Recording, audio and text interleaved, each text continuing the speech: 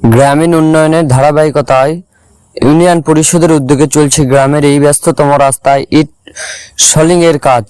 দীর্ঘদিনের ভাঙচুর রাস্তা দিয়ে চলাফেরা ভোগান্তিতে পোহাতে হয়েছে স্থানীয়দের। ইউনিয়নের তহবিল এবং স্থানীয় জনপ্রতিনিধিদের প্রচেষ্টা এই রাস্তায় প্রায় 100 মিটার অংশ ইট সলিং এর কাজ করা হচ্ছে। এর ফলে কৃষক, শিক্ষার্থী ও গ্রামের সাধারণ মানুষ যাতায়াতে পাবেন স্বস্তি। গ্রামের সাধারণ লোকজন বলছেন, আগে এই রাস্তায় কাদা পানিতে হেঁটে চলার কষ্টকর ছিল। এখন ইট বসানো হলে তাদের যাতায়াত অনেক সহজ হবে। সঠিক সময়ে মানসম্মত কাজ শেষ হলে এটি হবে স্থানীয়দের জন্য বড় উপহার, যা বদলে দিবে গ্রামের যোগাযোগ ব্যবস্থা।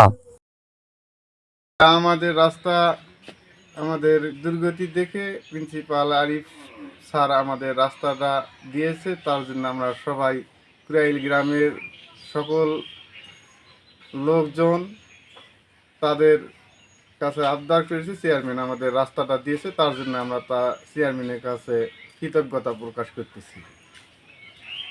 মহাদেবপুর উপজেলার রায়গা ইউনিয়ন কুড়াইল গ্রাম থেকে আমি মুমিনুল ইসলাম মুমিন, PFN TV নওগাঁ।